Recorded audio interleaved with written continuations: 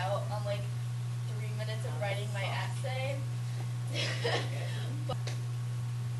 Okay, so as I said, the first part of the chapter deals with exponential functions, and the second part of the chapter will deal with logarithmic functions. Exponential function is actually the first vocabulary term of chapter 7, and if the book doesn't really have a definition other than this is what one looks like. Y equals a times b raised to some power. X is still our variable, so that's what's going to change, is what we raise our value to. We have a couple of restrictions. Yes?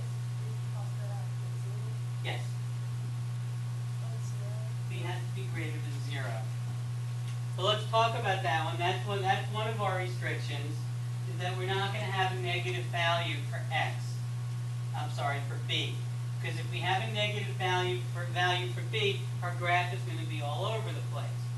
Every time we raise it to an even numbered power, it's going to be on the top of over the x-axis. Every time we have it raised to a odd number, it would be in the bottom. So your graph would look kind of goofy. The other so has to be greater than 0, and it can't be equal to 1. Because what happens if my b value is 1? What is 1 raised to any power? It's 1. So we're not going to have a curve. We're going to have just 1 point. And then the other restriction is that a cannot equal 0. The first number in the equation can't equal 0, because what happens if my a value equals 0? Then the whole thing will be 0. Then the whole thing will be 0, and we'll just be spinning our wheels.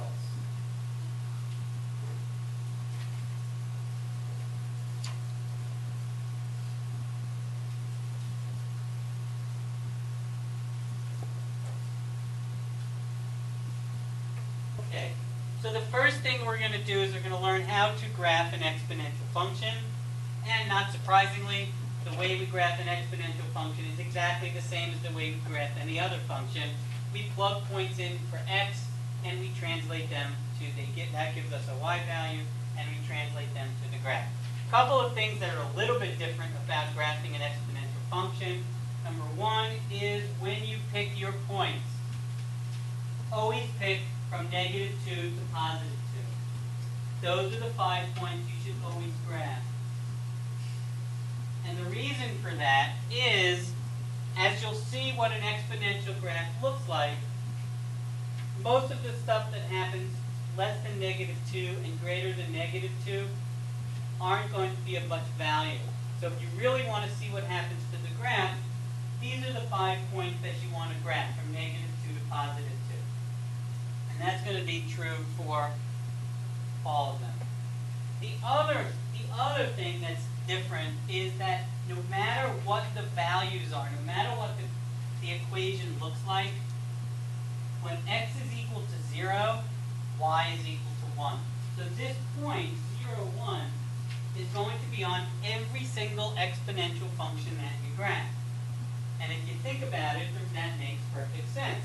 Because anything raised to the 0 power is, anybody know? 1. No matter what number you plug in, 1, 2, 6, 10, a million, a billion, negative a billion, anything raised to the 0 power is 1. So anytime we plug 0 in for x, we're raising our value, our equation to the 0 power. My answer is 1. So every single graph, 0, 1 is on the graph. Beyond that, all we're doing is we're plugging the values into the equation. So we start with -2. We have 2 to the -2 power. And this is a good review for what we just did. Whenever you have a negative power, you have to change it to a positive power. And how do we do that? How do we turn a negative power into a positive power?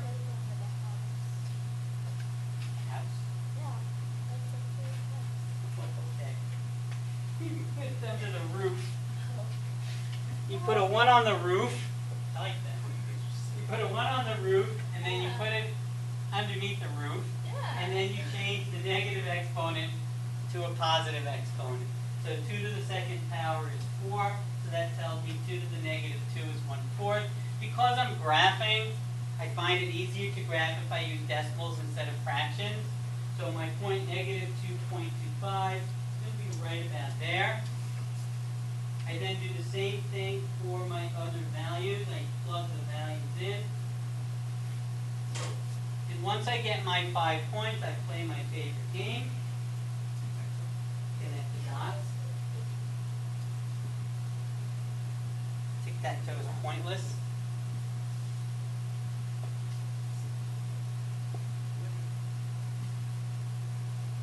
And you can see what happens. My graph starts. The values are very close together. What you'll notice is they're never going to touch the x-axis. Does anybody see why that is? Why is my graph never going to hit 0? Because 0 times anything is 1. Yeah, but that's why the graph is here. My question is, how come if I keep going, why is this graph never going to actually touch the x-axis?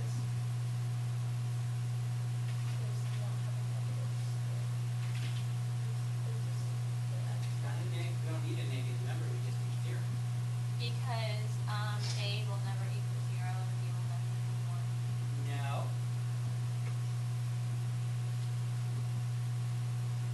What happens every time I have if I keep going, I make x negative 3, negative 4, negative 5. What am I doing to that exponent? What am I doing to that negative exponent? I don't want to use negative exponents. Adding. What do I do? What do I do to my negative exponent? Greater. You put it over 1. I put it over 1. So no matter how small the fraction gets, whether this is 2 to the 2, 2 to the third power, 2 to the fifth power, in other words, 4, 16, 32, 1024. It doesn't matter what my denominator is. As long as there's one of something, there can't be 0 of something. So no matter how small my fraction gets, and if I could blow this graph up, I don't need to make it explode, make it bigger. If I could make this bigger, what you would see is this line continues to get closer and closer and closer to the x-axis, but doesn't actually ever touch it. And as you'll see that, we call that an asymptote. And I'll have the definition up on the board in a minute or two, but that is what an asymptote is. An asymptote is a line that a graph's going to approach, but never touch. What? Okay, any questions? Okay, let's take a look at another one. Here, notice I have 1/2 to the x power. Notice what's the same, notice what's different. Well, the same is I'm picking the same 5 points. My graph also, x is 0, y is 1, so I know that my graph is going to be here. But what's different is the shape of the graph. Now I start at negative 2, I have 1/2 to the negative 2 power. 1/2 to the negative 2 power is equal to 1 over 1/2 to the positive 2 power. 1/2 squared is 1/4. You can even put that in your calculator, or if you just know if you have a fraction in the denominator, you simply multiply by the reciprocal, and that gives me 4. So when x is negative 2, 1, 2, 3, 4, there's my value. Again, I'm just going to continue, and now look what happens. My graph starts off, it comes down really quickly, and then it kind of levels off. And again, no matter what happens, no matter how big x gets, no matter how far along the x-axis I go, my graph is never going to touch, never going to reach 0. Because again, either I'm going to have a fraction. As this gets bigger, 1/2 squared is 1/4. If I let x be 3, 1/2 to the third power is 1/8. Again, no matter what, I'm always going to have a 1 in my numerator, which means I'm always going to have some piece of whatever that I'm graphing left over. Yes? Why did you choose -2 as the x? Why did you put the -2 here? Why did I choose -2? Right there. Now, This is on here. yeah. This is the first. All I do is show you how I got the first value. At 1/2 to the -2 power. Okay, so you don't have to put the -2 power. No, you don't have to show us at all. You can just plug this into the calculator and get that. I'm just showing you how you get each of the values, because invariably, if you just put the numbers here, somebody says, where did these numbers come from? So I've learned to actually show where those numbers come from. Okay, now what I want to do is I want to show you how you can do this on the Inspire calculators.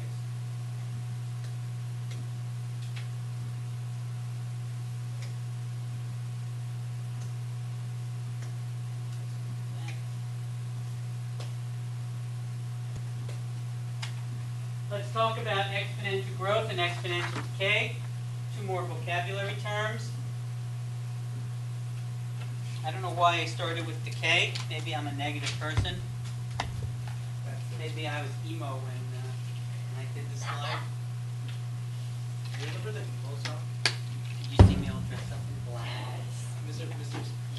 No, I don't know the emo song. I know the Elmo Can I song. sing it for you? Not right now. Okay. We'll see. Okay, so basically exponential decay means that as x increases, in other words, as the exponent gets bigger, our value gets smaller, our total value, and it approaches 0, approaching 0. But again, it's never going to touch 0. Can anybody give me an example of exponential decay? Zombies. 1 No, actually, that would be the opposite. 1/2.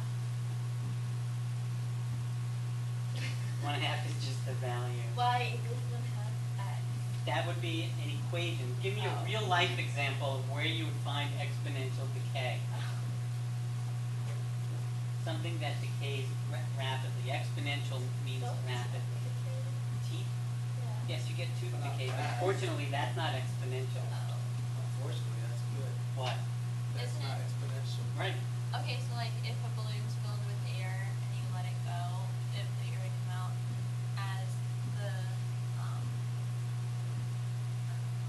That's actually probably more like constant, because if you pull the bottom of the balloon open, the air escapes at a constant rate. That would be a straight line. what about like when you pour acid You must have an interesting social life. What? something on fire? On fire. No. If you think about, the only one that I can think of is radioactivity. Have you ever heard the expression, the half-life of something? No. That certain elements, certain radioactive elements, or not certain elements have radioactive half-lives. It's actually how have you heard the phrase carbon dating? That's how scientists can tell how old a fossil is. They use carbon dating, they bombard it with atoms, and they see the extent of the decay. Anyway, a half-life means you have a piece of matter. And the half-life is the length of time it takes for half of that matter to disintegrate. So if you have a piece of plutonium, let's say you are Doc Brown, and you have a piece of plutonium that you stole from the Libyans, and you need it to power your time machine, and that plutonium has a half-life of 50 years. Let's say you start with 1 pound of that plutonium. If that has a half-life of 50 years, what that means is that 50 years from now, you no longer will have half a pound of plutonium. You have a half a pound. In other words, half-life means how long will it take for half of that substance to disintegrate. At the end of 100 years, I won't have a half anymore. Now I'll have a quarter of a pound. But that's slow. Well, it's relatively fast because other things disintegrate at a much slower pace. But that's what exponential decay is that it gets smaller and smaller very quickly. The opposite of exponential decay is exponential growth. And that's simply as x increases, y increases. Sorry.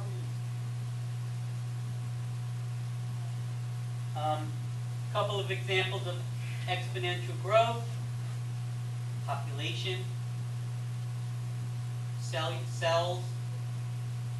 multiply exponentially. You start with one cell, it divides, you get 2, divides again, you get 4, and then 8, and then 16, and then 32, and then 64, and so on and so on and so on. Very quickly, the number of cells becomes very big, very fast. This is an example. This is generally what graphs of exponential growth and exponential decay look like.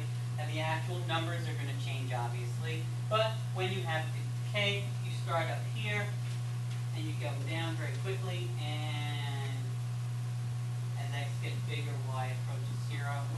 Growth, you start with a very small amount, like a cell, and then all of a sudden, you have millions of cells. Another vocabulary term, asymptote.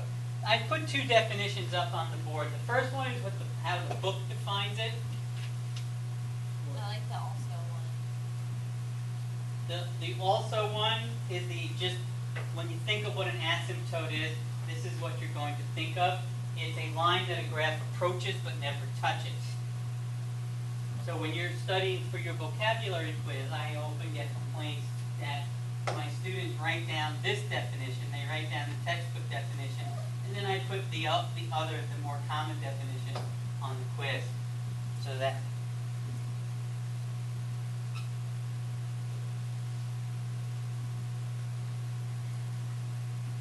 and over on the left is just an example of exponential growth. It happens to be the graph of y equals 2 to the x. What we're going to be asked to do today is identify when you have exponential growth and when you have exponential decay. And what you want to do is you want to focus on the b value. The b value tells you whether you have growth or whether you have decay. The a value is irrelevant for these purposes.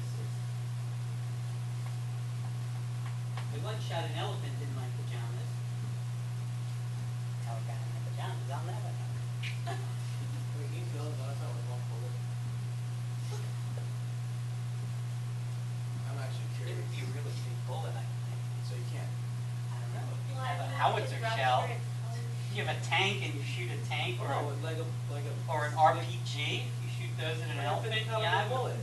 You mean like a 22 caliber? Probably not. 50. Well, but There's your cousin, it's recording. yes, I know. Hi, future self. How are you? Okay, thank you. Anyway, I want to make sure people have a good day. when the b value is greater than 1, that means that we're going to have exponential growth. Again, it doesn't matter what the a value is. When the b value is, we're only dealing with positives, so you're never going to see a scenario where that value is negative. But when the value is greater than 0 but less than 1, in other words, if it's a fraction or a decimal, that means we have exponential decay.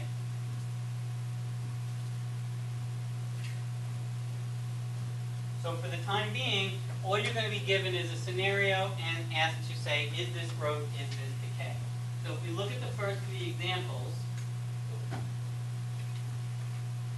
are you guys still copying the top? Yeah. Okay, I'll wait then. Okay, so let's look at this first example. Gerard, this first example here, is this exponential growth or exponential decay, and why?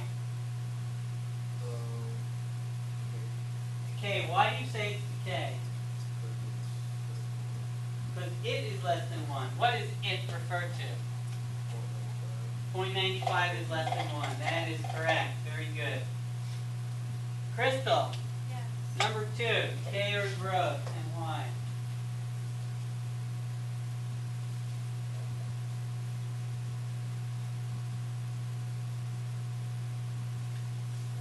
Growth.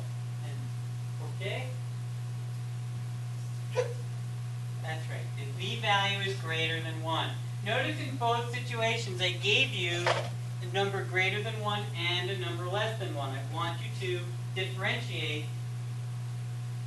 even though they both had decimals, where the decimal is located is what makes all the difference. Now, notice number 3. Number 3, we don't have an equation at all. But, Jason, just from reading it, can you tell me whether it's growth or decay? Growth. It's growth. And why is it growth? What's happening to your money? It's increasing. You are earning interest. No one has deposited money in the bank, in a savings account, and walked away with less money than you started with. So anytime you deposit money in the bank and it pays interest, you're going to see that money grow. Now we're putting aside whether the inflation rate is greater than the interest rate and all other variables, and we're just talking about straight putting the money in the bank What and about the earning. people in Greece? Like their money's so But if it's in the bank, it's still earning interest. Yeah, but that's but if the value of a dollar decreases, even if you I earn just interest. said we're not taking inflation into account. Yes, Juan. In some banks, when you make a transaction, you take $1 away, put it in the savings account, basically wasting more than you're wasting. We've done stuff like that. Again, Yeah. putting all those variables aside. Yes, the bank also might charge you a fee to keep the money in the bank. Isn't that nice of them? And have a checking account and all that stuff. Yes, I'm simply talking about the money itself.